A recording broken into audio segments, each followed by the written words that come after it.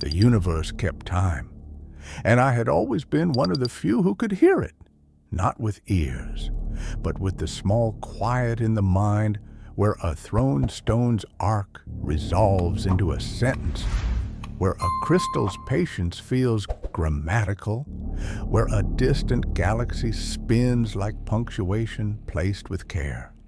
Physics, for me, was never a ladder to a career. It was the grammar of creation. And at the bottom of the world, I had found a verse so beautiful, it frightened me. Green numbers rivered down the only light in my cabin. They didn't behave like data. They behaved like handwriting, the looping confidence of a signature. 2 kilometers beneath Icebreaker Station, a magnetic knuckle pressed against the Earth's field, a warp powerful enough to be a rumor in any sane textbook. We had mapped around it for months, tiptoeing like nervous conservators around a masterpiece, touching only the frame. Tonight, we meant to touch the canvas. A soft chime cut the dark. We're Fincher ago. Chamber in 15. I pushed back from the desk. The chair's casters whispered on the grated floor. My walls were bare except for what I had taped there. Spectrographic maps of nebulae, high-resolution photographs of dead stars, and neat columns of math that made the violence of space elegant. The porthole to my right was a thick circle of blackness so complete it felt solid. I took my jacket, shut the laptop, and stepped into the corridor. Icebreaker was welded pragmatism. Heavy modular pods linked by arched tubes, the whole structure raised on hydraulic stilts to ride a glacier that never slept. In the mesh-floored hall, the air smelled of solvent and steel, except where the hydroponics bay threw a thin ghost of green into the station's closed loop. Leo Galloway, 25 comms officer, good at coaxing a satellite through a polar storm, stood among the rectangles of lettuce and herbs, his breath fogging the glass. "Big day, Desmond," he said, glancing up from a row of basil that had already decided Antarctica wasn't for it. "The biggest," I said. In his eyes, the pale lights of the grow arrays reflected like a city at night. He wasn't here for the grammar of creation. He was here because he could hold a signal in a sky made of knives. He wanted to get home. I wanted to understand what the word home meant to a planet in space. "You'll let me know when you make history?" "You'll be the first to know," I promised, and left him to his fragile weather. The elevator cage rattled me down through a shaft bored into old ice. The walls showed banded time, blue-gray chapters pressed into translucence by ages of weight. The door side open onto a dome we had melted and cut from the glacier's heart. The chamber was raw blue-white, lit as little as our work allowed. At its center, there was no movie glow, no visible mouth into elsewhere, just air, our instruments stared at like a congregation staring at an empty altar. Tripods bristled around the void, gravimeters, quantum tunnelers, cameras whose lenses never blinked. Cable looms ran to consoles like veins to organs. Gunnar Weir's gaunt frame leaned over one of the boards, his profile like a compass needle frozen on north. He looked up, eyes already on the work. "Field is stable," he said, ambient resonance within expected bounds. "Ready to shed some light on this thing?" "More than ready," I said, taking my place at the geophysics terminal. We made a good pair. His intellect precise enough to cut, mine tuned for structure, for the way meaning hides in noise. Where I felt the poetry in the signal, he felt the insult of the unsolved. He keyed a sequence, powering the primary emitter. The chamber breathed. A pure sine tone climbed up through the floor plates into the bones. On my screen, the anomaly's untidy baseline, our months of readings. combed itself into an order that tasted like relief. Lines smoothed and nested, harmonics locked, an architecture of wave upon wave. The feeling was the precise joy of a proof's last line. For a moment, the dome felt like a cathedral, and the air in the center like the point where prayer meets its object. The alarms chose that instant to find their pitch. "Sector Gamma," Gunner snapped, head twisting toward the secondary board. His voice thin sliced the room into commands. On my screen, a dozen complaints went red. The elegant pattern began to fray, oscillations splitting into bickering twins. Feedback. Our tone was returning amplified, feeding itself, threatening a cascade through power and data both. The emitter's report came in a narrow staccato, load climbing, phase error widening. Somewhere in the field we had tuned to, something had tuned to us. "Shut down," Gunner said. His hand moved to the kill. I didn't move. A thin wall in me let go. My fingers were already inside a raw command line I rarely used. Protocols fell away in 3 keystrokes. I rerouted the emitter's entire load through a tertiary shield array that lived on the schematics like a rumor, a failsafe folded into the design and almost never engaged because it bled efficiency. The command sequence wasn't from any manual. It felt like stepping into a dark room and finding the light switch exactly where your hand knew it would be. The alarms died, the red banners withdrew. The waveform snapped back together like a wound closing with no scar. Only then did I hear Gunner's breath. He crossed to my console and leaned over it, scanning the lines I had written, as if they were fossil tracks from an animal no one had seen. "How did you know that would work?" he asked, and there was a note in him I didn't recognize, not praise. Curiosity sharpened by caution. "I just saw it," I said, and even as I said it, the words felt like a translation from a language I didn't speak. He grunted, filed the fact, and returned to the boards. I stayed with my hands a moment longer. They looked correct. They did not feel entirely mine. By the time the elevator lifted me back into human air, the station had settled into the slow rhythm of night. The mess hall tasted of rehydrated salt and tired coffee. I set my laptop on a table, watched the first data prints march past like a parade of pearls, and wrote. The executive summary, the consortium in Europe wanted clean, not pretty, came painless. I described the ascent, the stability, the cascade. I wrote the flare of warning lights, the shape of the sirens in the room. I came to the paragraph where I had intervened and stalled.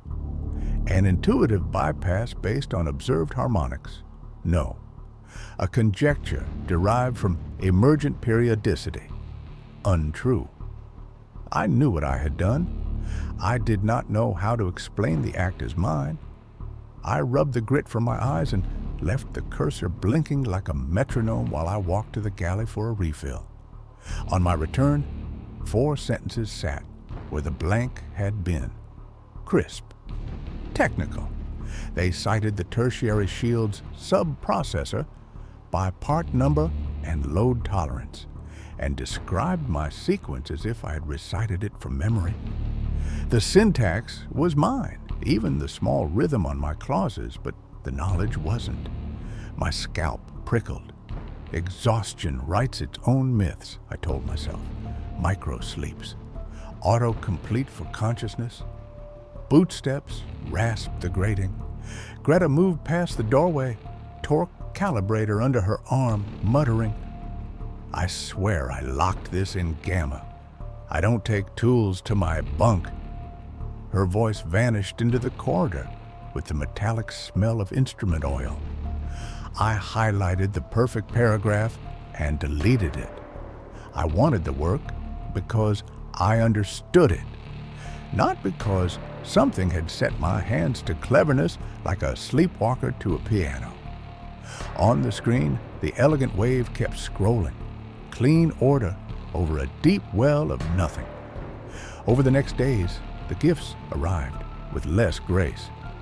A half-finished coolant report on my terminal was completed in Gunner's stripped-down notation. A sensor schematic I'd been worrying at refused me until, unbidden, it rotated in my head and presented the flaw like a magician, revealing a card I didn't know I'd chosen. Tools went missing and returned to drawers no one swore they opened. Log timestamps slipped by minutes, then hours. We blamed solar weather, magnetic interference, human error. We put our fear into reasonable boxes. The server hub detonated that comfort. I was cross-referencing geological sets, breath fogging in the cold we kept the racks at. Black monoliths of drives blinked their green catechism. Without preamble, the ceiling roared and white clouds poured from the suppressors. The temperature knifed down. An alarm found its sentence. Fire event detected Sector Delta and made a mantra of it. I stumbled back from the console, arm across my face. There was no smoke. There was only the choking chemical whiteness and the ache of the cold. Through the thinning fog, a console at the end of the rack sparked as if it had been waiting politely to make itself a fire after the station had had time to panic. A blue arc jumped, and the plastic's sweet, bitter stink arrived several seconds late to its own party.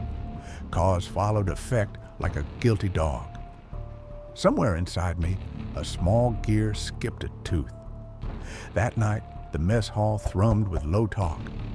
20-odd people made noise like only 12. The anomaly, the gas, the pressure in our voices. On the periphery, Corbin, maintenance tech, usually quiet, coaxed clumsy chords from a salvaged guitar. He was searching for a folk song and not finding it.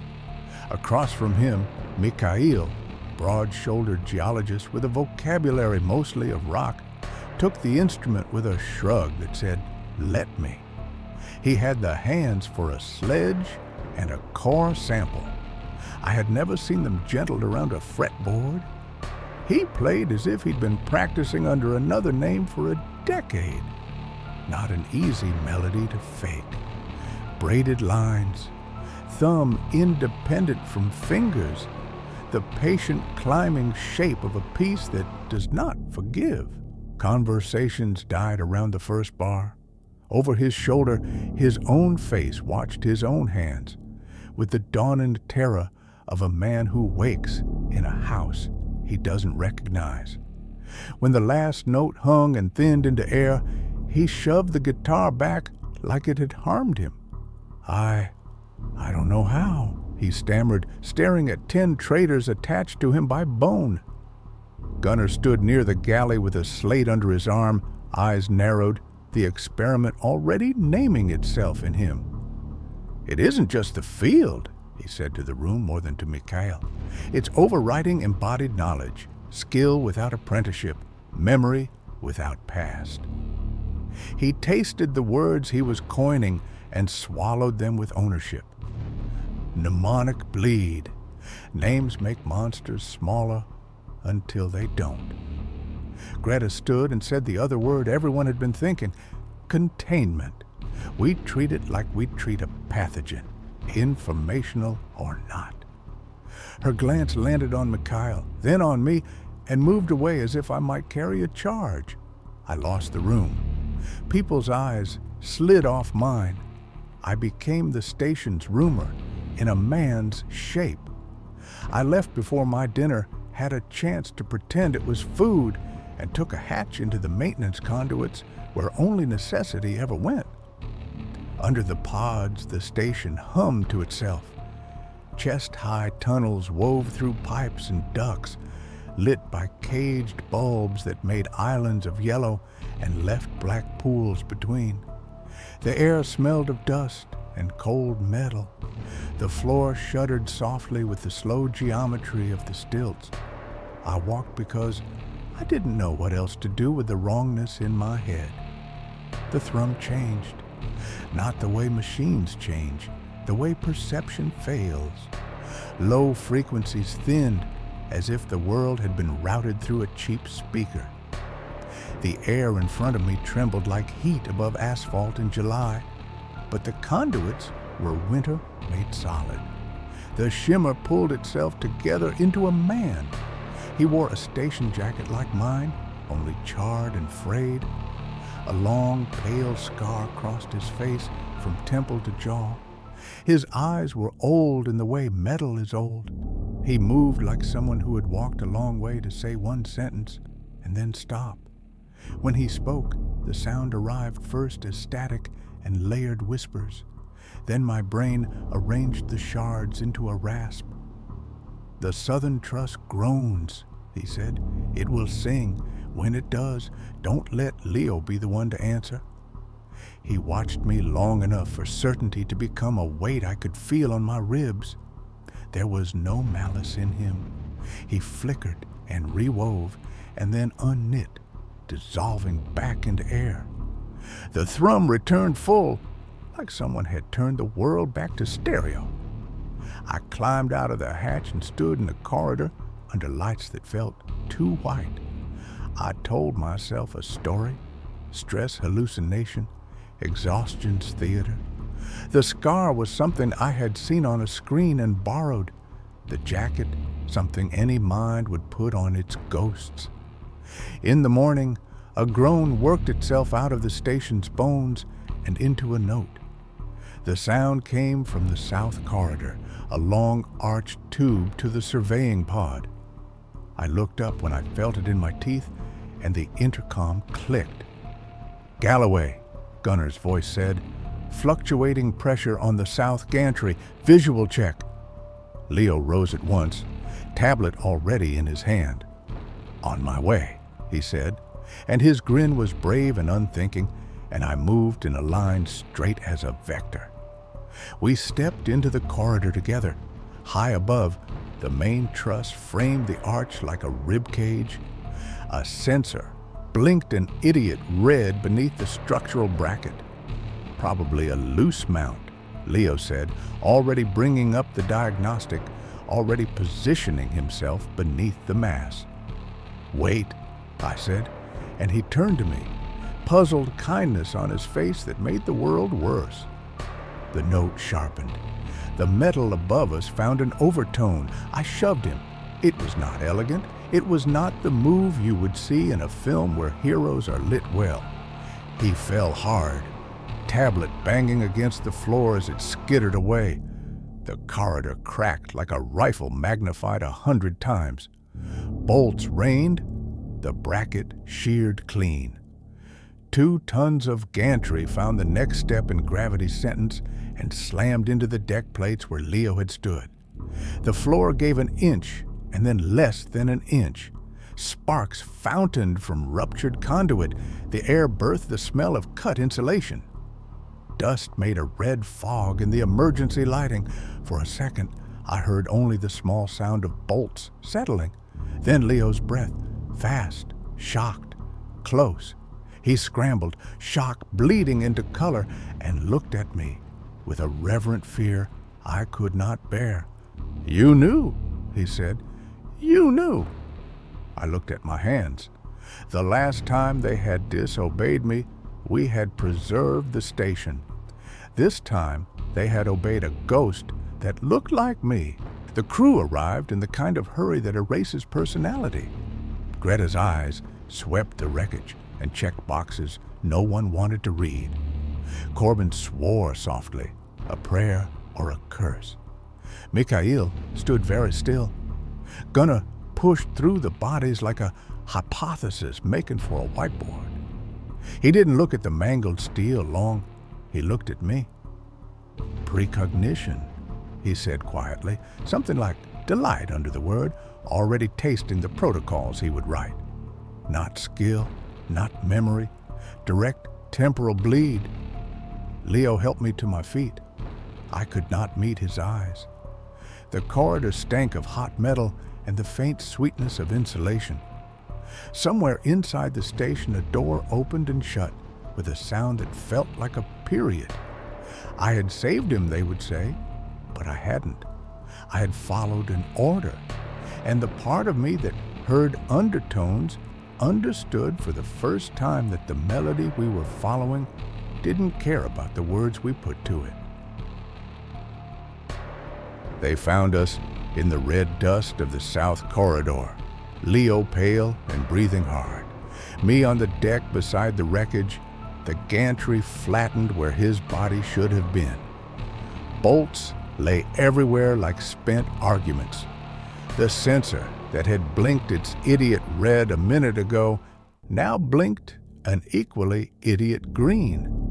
People crowded the arch until there was no air left to breathe. Gunner pushed through with a look that went past the twisted steel and straight to me. "Precognition," he said, low and satisfied, as if identifying a mineral vein by the taste of iron on his tongue. "Not a learned skill, a forward bleed." Leo helped me up, reverence and fear fighting in his expression. I couldn't meet his eyes. The corridor stank of scorched insulation and victory no one wanted to own. By the next meal, the station had a new geography. At one table, Leo and a few others sat closer to me than to the food, as if warmth could be borrowed. Across the room, Greta and the purists watched in a radius of air I was no longer welcome to share. Mikhail ate with his hands in his lap, knuckles whitening whenever he glanced at them, as if they might begin playing again without asking him first. The word containment got said out loud. The word vector didn't, but it moved between looks all the same. I sealed myself in my cabin. I shut the live feed. I taped black paper over the porthole until the world outside became an agreed-upon fiction. Silence arrived like a drug that calms until it hurts. I tried not to think. The more I tried, the more the undertone climbed out of the floor and into my bones. Gunner overrode the lock. He stepped into the dark, a rectangle of corridor light cutting me in half. "Brooding won't solve a waveform," he said, gaze flicking over the taped window, the unplugged monitor, the monkish bed. "You're suppressing the primary symptom. That's cowardice disguised as hygiene." "It's not a symptom," I said. "It's a voice. It's using me." "Good," he said simply. "Let it. You keep calling this a disease because it makes you feel moral. It's a function, a channel." He stepped closer, his shadow taking the light with it. We stopped pretending to be safe, and we listened properly. We take a controlled dive. We put you on the array. We bypass the filters and drink from the fire hose. No. Yes. He didn't raise his voice. He didn't have to. He had already put the experiment on the rails, and this conversation was the paper cover over the switch. You want a cure for the others? You don't get one by hiding from the mechanism. We map it in you. We induce a sustained mnemonic bleed. Record the state, build a vaccine. He turned to leave and then added almost lazily, "Leo trusts you." Are you the man who saved him, or the man who sits in the dark? When the door cut the light again, it left a shape exactly my size. I sat for a long time, letting my fear and my need play tug of war until they braided themselves into something that felt like resolve. Then I stood, peeled back the black paper from the porthole, and watched the Antarctic night stare back without blinking. Quietly, with the care you give a ritual that may kill you, I went to the elevator. The anomaly chamber had been rearranged into a theater for unreasonable acts. A chair sat in the center of the web, a padded thing made surgical by straps and cables. Fiber optics ran from its headrest into the sensor bay. The emitters' housings had been opened and rewired. Safety governors slept with their eyes open. Gunnar didn't look at me as I approached. He was already in the move after this one. "We're using the emitter as a receiver," he said. "Resonant field focused on you. Normally, we translate the raw into numbers and find our courage in tidy columns. Tonight, the tidy columns can watch." He lifted a flexible metal circlet lined with silver pads and slid it onto my temples with a doctor's impersonality. The metal made soft, cold circles on my skin. "This is madness," I said. "All discovery is," he said gently, "right up to the footnote." I let the straps close on my wrists. I let the headrest take the weight. I let the part of me that heard the undertone lean toward it. "Sequence," he said, and the room answered in tones. The sign at first was a room tone, the sort of neutral sound old refrigerators hum when they want to remind you they're trying. Then it moved inside my skull and unfolded there. Snow blinked at the edges of vision and became streams. Symbols I had never seen and immediately understood, the way a child understands a parent's mood before a sentence finishes. I tried to say lights, but the word had to push through sugar. "Occipital spikes," Gunnar said from behind the glass. "Good. Increasing amplitude." The streams became a flood, and the flood became an ocean.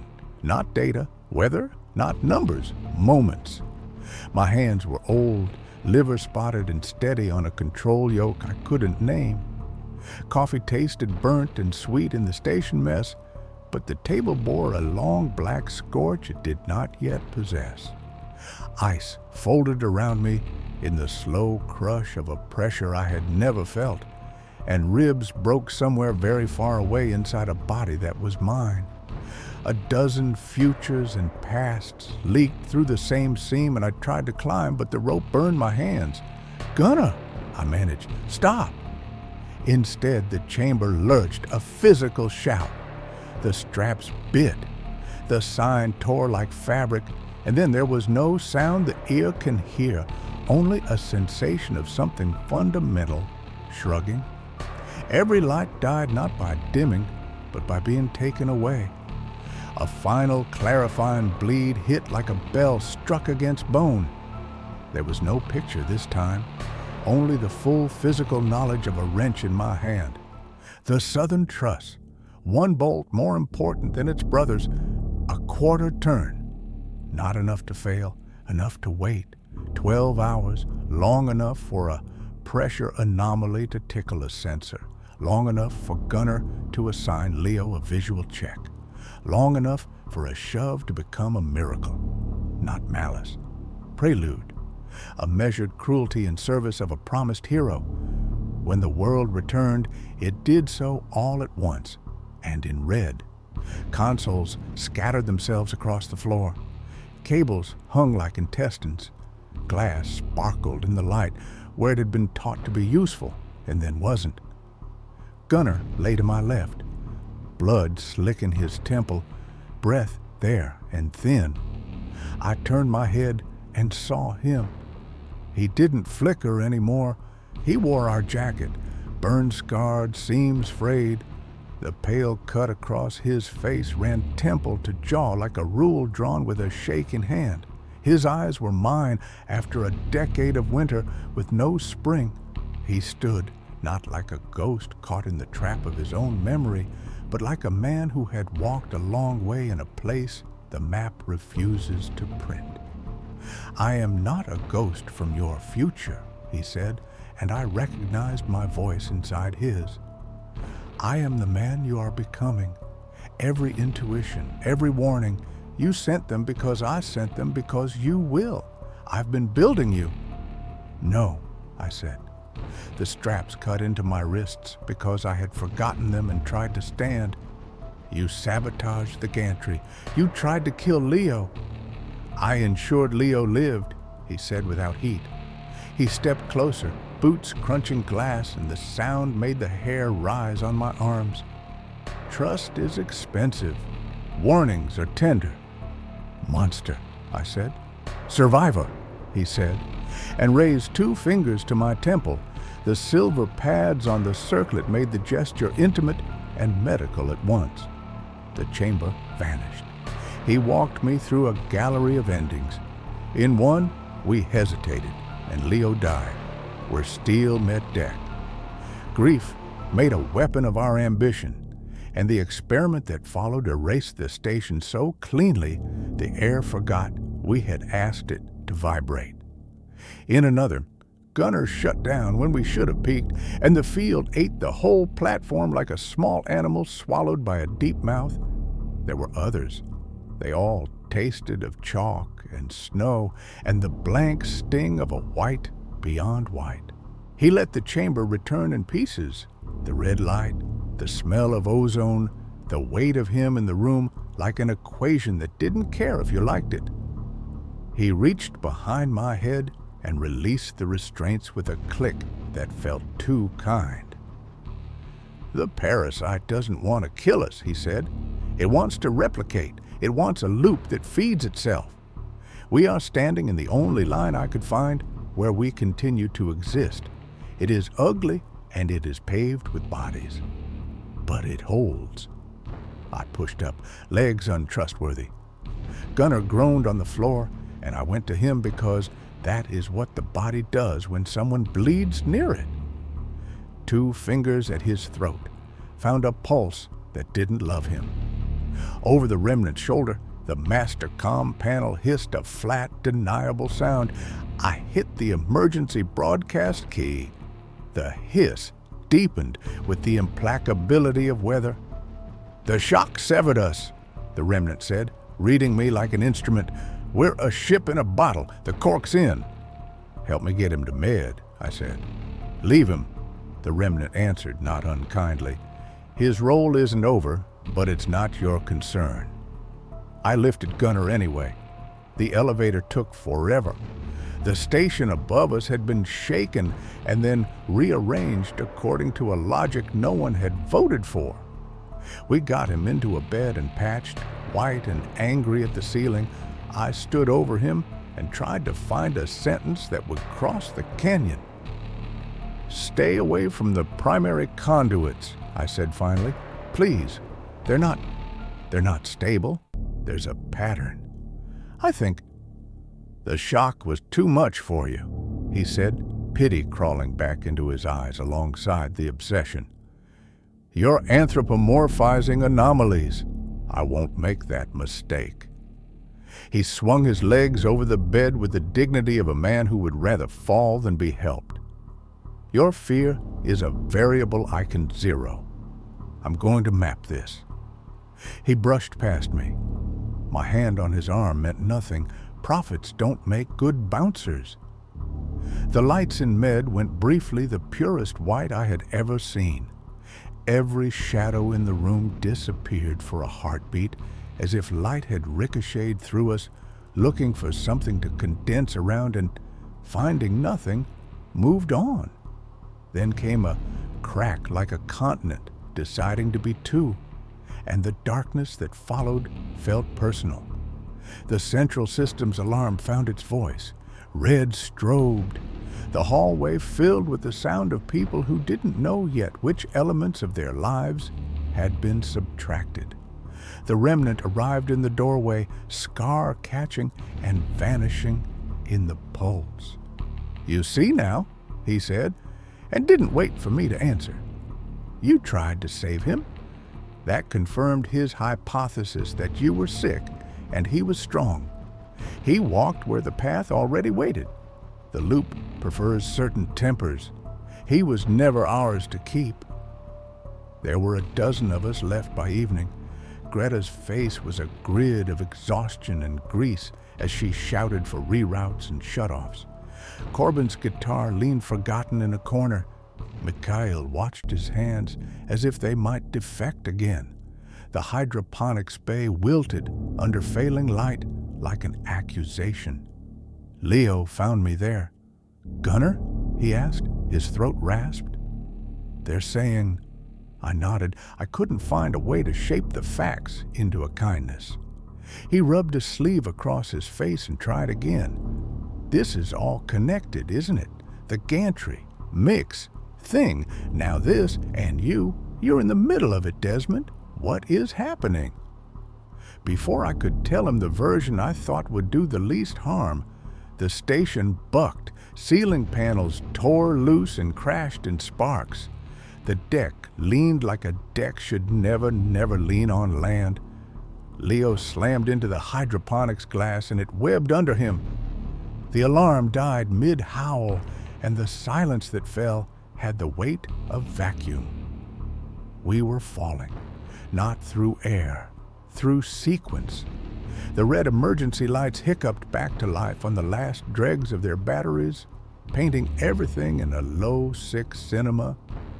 The hydroponics frame had torn free. I found Leo by the sound he made when the pain outran bravery. His leg lay under the twisted metal. When my fingers touched blood, a shiver of knowledge slid up my arm.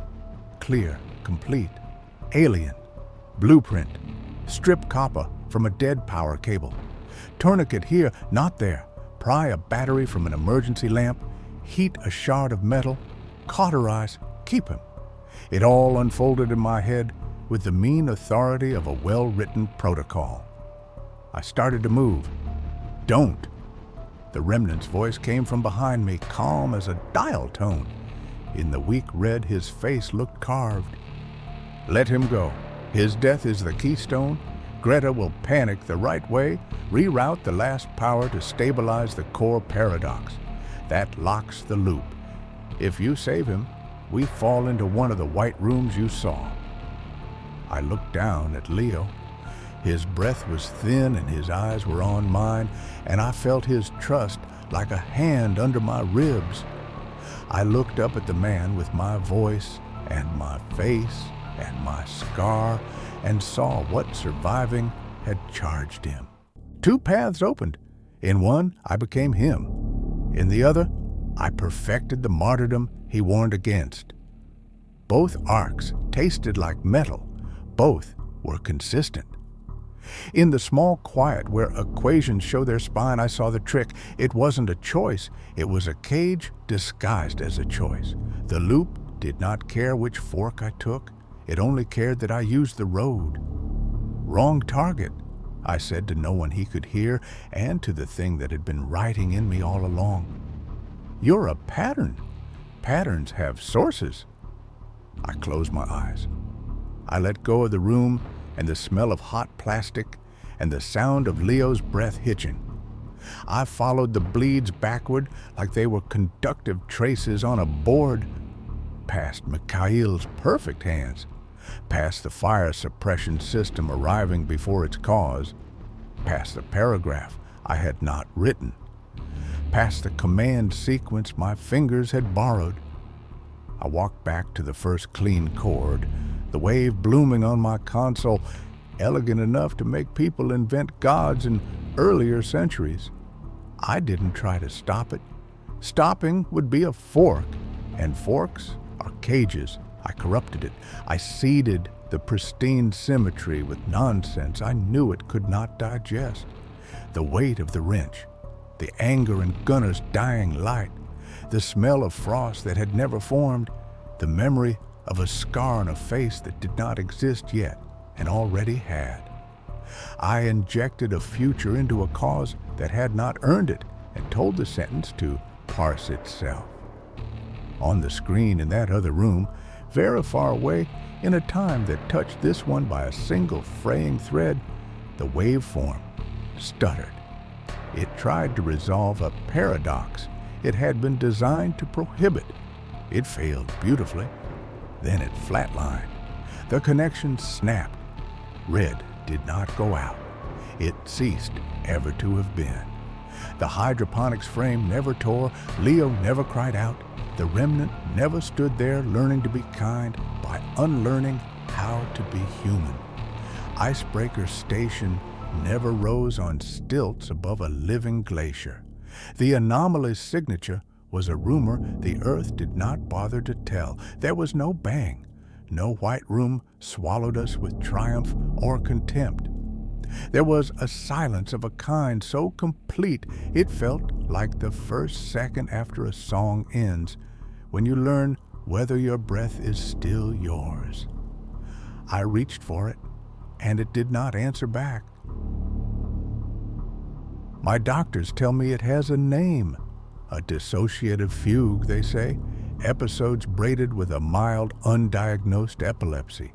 A tidy phrasing to keep the fear from staining their coats. They call the aftertaste unearned memory.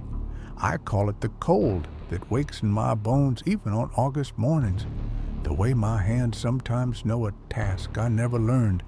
The way a song I don't remember practicing can find my breath and then disappear like a dream you almost catch. My name is Desmond Paris.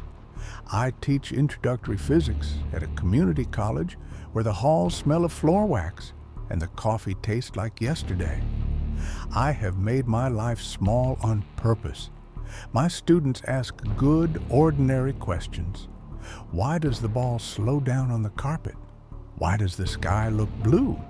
I keep my answers kind and domestic.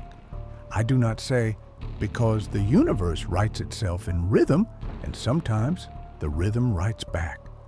I say, because friction, because scattering, because this is enough for today. Sometimes I wake with a mouthful of winter. The sound of a faraway alarm is already fading when my eyes open, and my bedroom is just a bedroom, not a corridor, not a chamber with wires like veins. I lie still and let the heat of my own breath thaw me. On the nightstand is the notebook my doctor asked me to keep. Dates, times, triggers, an atlas for my goals. The first page is labeled patterns. The rest of it is blank. I write other things in other notebooks. Grocery lists, to-do arrows, half a lesson plan on parabolic motion. I do not keep an atlas for the Undertone. On Thursdays, I take the bus because the heater works and the driver hums in a register that reminds me kindly of engines. Students climb on in hoodies and headphones and hand me their lives in late assignments and cafe cups. In my first period class, Maya sits in the back with a guitar case propped against the chair. During break, she plays a little tune she learned from her grandfather. Her fingers work at the strings with care born from practice and love, not from a parasitic grace. I stand in the doorway and listen long enough to be sure, and then pretend to check my phone so I won't cry in front of them. At the chalkboard, I draw a circle and then erase it halfway, leaving a pale crescent like a fingernail on slate.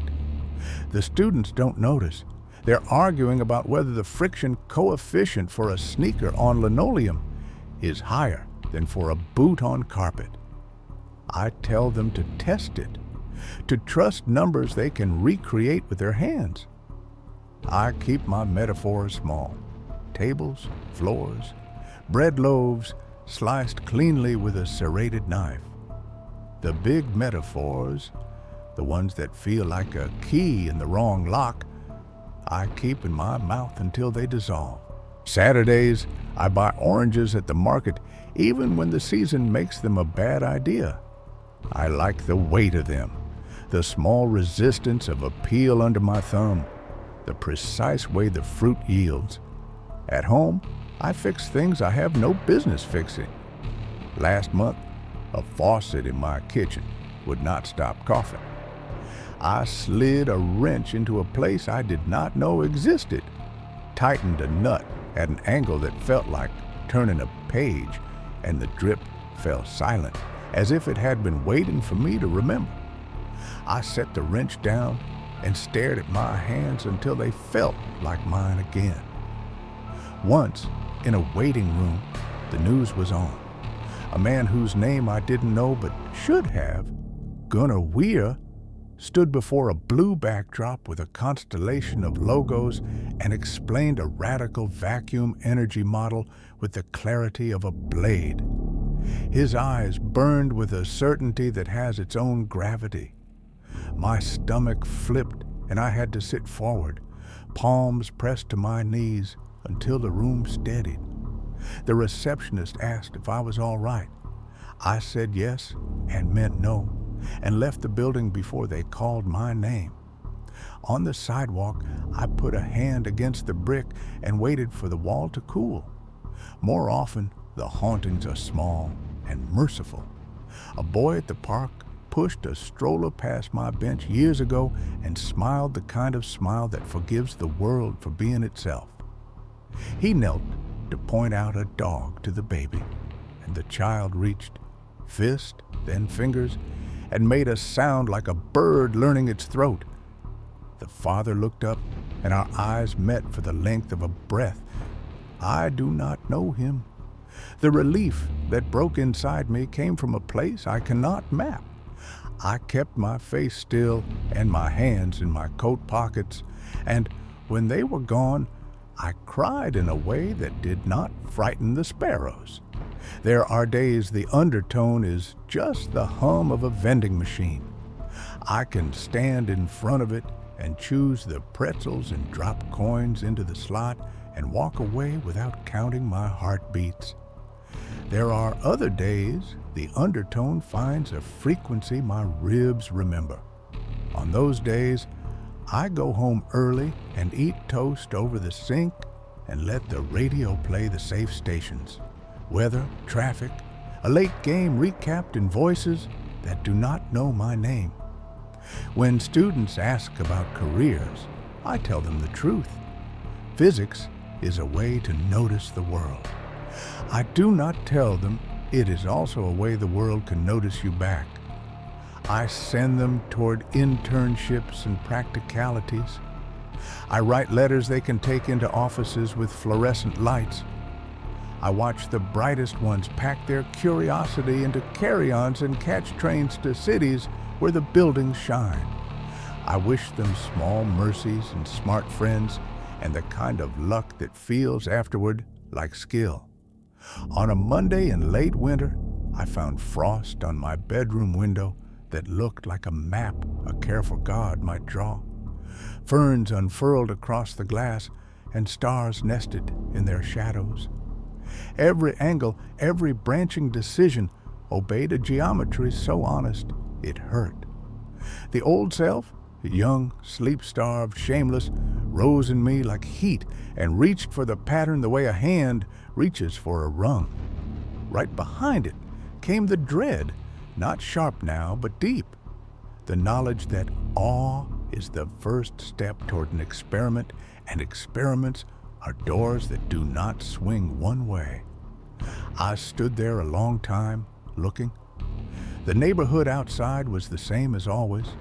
The brick building with the crooked satellite dish, the woman in the red coat tugging a small dog toward the patch of grass it preferred, the bus sighing at the corner. The frost belonged inside. It belonged to my side of the window. I picked up a cloth. I wiped the pain clean. The lines vanished without a fight. A common ruin, the kind water makes of beauty. The glass went transparent. The day came through. Later in class, we talked about resonance, and I told them only the safe part.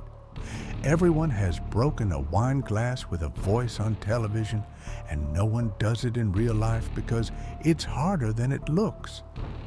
I did not draw the amplitude climbing beyond the graph's neat edge. I drew the threshold and stopped my chalk there, the line short of the danger I know is something more than an answer on a test. A hand went up in the front row. "What happens if you keep going?" he asked, eyes bright, pencil poised. "You don't," I said, and smiled so it felt like a joke. They laughed, and we turned the page.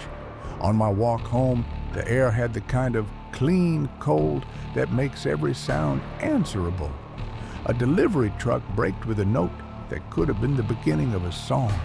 Someone upstairs dropped something heavy, and the building's bones spoke back. I let the sounds pass through me like birds through a tree. They did not catch.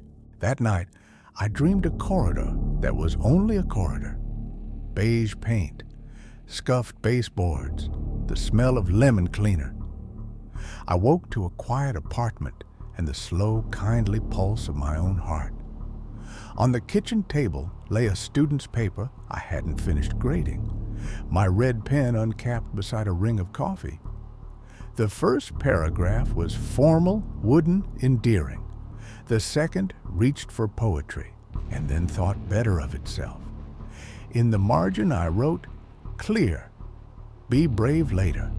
I put the paper on the top of the stack so I would see it first in the morning. I know there are other Desmonds I will never meet. I know there are rooms I refuse to build. I know there is a line I did not draw and a station where the lights never came on. On good days, this knowledge sits in me like a stone that warms in the pocket of your coat. On bad days, it is the weight of a key I will not use. My doctor asked me once, gently, the way you ask a ledger question, what I'm afraid of finding if I look too closely. A pattern, I said, and surprised both of us. He nodded and wrote something down. What he wrote is none of my business. I paid the bill and walked past the television in the lobby without checking the news. The last week of term, Maya brought her guitar after the final. The classroom was emptying into the churn of winter break, and she played a slow piece that wanted to be sad and ended up being patient. When she finished, she apologized for the missed note in the middle. I told her it was the best part.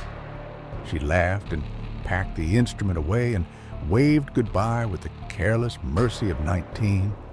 Alone in the room, I wiped the board clean. Chalk dust lifted and fell in the projector light like a private weather. On the far pane of the window, a thin film of condensation began to knit itself into the suggestion of a leaf. I put my hand flat against the glass.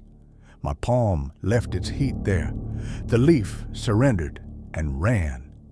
Back home, the radiator hissed and obliged the apartment to feel old and generous.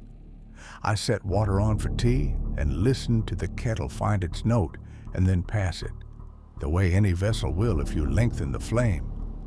When the sound perched on the edge of something sharper, I lifted the kettle from the burner. The air settled. I poured and watched the steam rise like breath spoken into a winter evening. I carry a quiet now that is not the quiet of absence, but the quiet of a rest in a measure. The silence the music counts on. It belongs to me. It belongs also to the people I will never meet who have rooms because the room I left unbuilt stayed that way. The bus sighs at the corner tomorrow whether I board it or not. The sky scatters blue even when I don't look. Students will still argue about friction over linoleum. Oranges will still be heavy in the hand. A man on television will still talk about the shape of nothing with a light in his eyes that is not my responsibility. Somewhere, a father will kneel to point out a dog and a child will learn to reach. Sometimes late, the undertone brushes past like a coat sleeve in a crowd. I stop and listen the way you listen for your name in a room full of strangers. I can almost make out the grammar. I do not answer. Outside, a thin skin of frost thinks about forming. I let the window fog, let it clear, let it be glass. I make my tea. I turn the page. In the space where the music would ask me to sing, I hold the rest, and the world mercifully keeps time.